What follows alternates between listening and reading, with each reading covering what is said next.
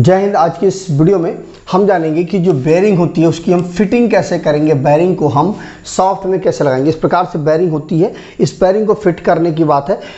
इस वीडियो के लास्ट में मैं आपको बताऊंगा कि जब बेरिंग में आप ग्रीस भरते हैं, ग्रीस जब इसके अंदर डालते हैं तो ग्रीस कितना डालना चाहिए, इसको लेकर के बहुत से लोगों के मन में कन्फ्यूजन होता है कि इसमें ग्रीस कितनी भरनी चाहिए। क्योंकि बेरिंग में अगर आपकी ग्रीस प्रॉपर तरीके से नहीं है तो बेरिंग आपकी अच्छे से काम नहीं करेगी, ये जल्दी ख़राब हो जाएगी। देखिए, मोटर की जो बेरिंग होती है वो जब मान लीजिए मोटर जब ख़राब हो गई है तो इस बेरिंग को आप कूलर के माध्यम से बाहर निकालेंगे। उसके बाद मान लीजिए कि कभी कभी क्या होता है, ये जो हाउसिंग होती है जिस पर बेरिंग जा करके फिट होती है वो कभी कभी लूज हो जाता है, ढीला हो जाता है। तो उस कंडीशन पर क्या करेंगे कि जब आप बेरिंग को फिर से लगाएंगे ना तो वो लूज रहेगी बेरिंग, क्योंकि नीचे जो बेरिंग का जो यह इनर डाया होता है ये एकदम फिक्स होना चाहिए यहाँ शाफ्ट पे, ठीक है। और ये आउटर डाया घूमता है, तो जो इनर डाया है वो क्या होता है कभी कभी लूज हो जाता है, क्योंकि बार बार जब बेरिंग को चेंज किया जाएगा तो इनर डाया लूज हो जाता है। उस वक्त क्या करेंगे आप, कैसे आप उसको फिट करेंगे?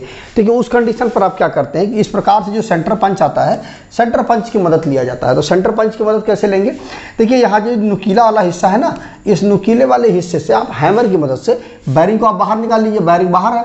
अब यहाँ पर क्या है, इन जगहों पर इस प्रकार से आप सेंटर पंच की मदद से जब आप चोट मारेंगे चारों तरफ से, तो जहाँ पर बेरिंग जाकर के बैठती है वहाँ पर जाकर के आप चोट मारेंगे तो क्या हो जाएगा कि जब बेरिंग को मारेंगे तो इस प्रकार से बाबरी जो है बाहर निकल आएगी, क्योंकि गड्ढा हो जाएगा। तो गड्ढा होगा तो बाबरी जो है वो बाहर निकल आएगी।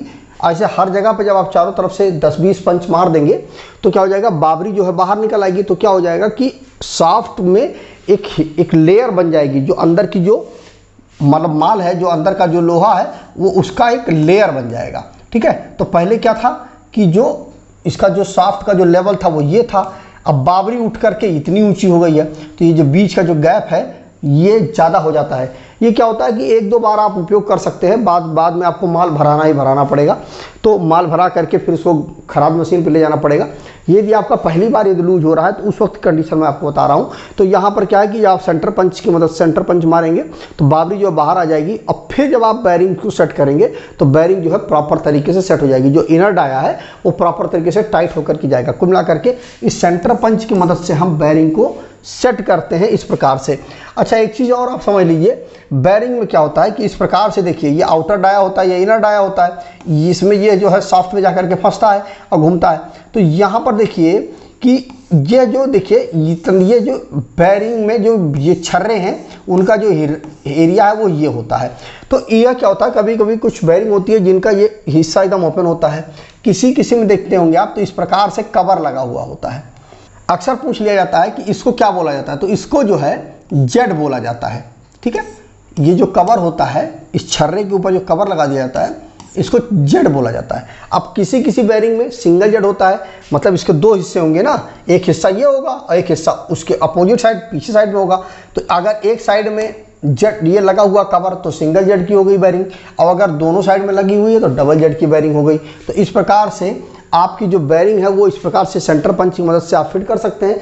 यदि बेरिंग की हाउसिंग जो है लूज हो गई है तो मतलब जो सॉफ्ट है वो मतलब माइनस हो गया है, उस कंडीशन की मैं बात बता रहा हूँ। तो आपको सेंटर पंच की मदद से बाबरी को बाहर निकाल करके आप इस प्रकार से सेट कर सकते हैं। ये सेंटर पंच होता है और इस प्रकार से इसको हम जेड बोलते हैं। अब बात आती है, जैसा मैंने आपको बताया था कि बेरिंग में कितना ग्रीस भरना चाहिए।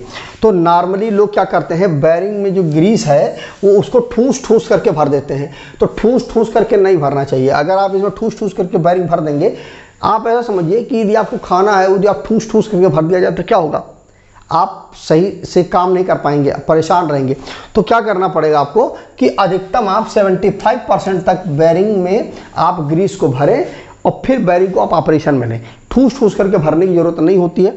आप 75% उसमें आप ग्रीस भरें, इससे ज़्यादा ग्रीस आपको नहीं भरना चाहिए, जिससे कि बेरिंग आपकी प्रॉपर तरीके से काम करती रहेगी। तो मुझे उम्मीद है कि आपको बेरिंग को फिट करने का तरीका जो मुझसे कमेंट करके पूछा गया था वो समझ में आ गया होगा कि किस प्रकार से बेरिंग को हम फिट करते हैं। यदि बेरिंग का जो सॉफ्ट जो है, जहाँ पर बेरिंग फिट होनी है वो सॉफ्ट जो है माइनस हो गई है तो, और बेरिंग में कितना हम ग्रीस हमें भरना चाहिए वो भी आपके समझ में आ गया होगा। वीडियो में अच्छा लगा तो वीडियो को लाइक करिएगा, शेयर करिएगा अपने दोस्तों के साथ, जिससे उनको भी इसकी जानकारी मिल पाए। तो आज वीडियो में इतना ही। जय हिंद।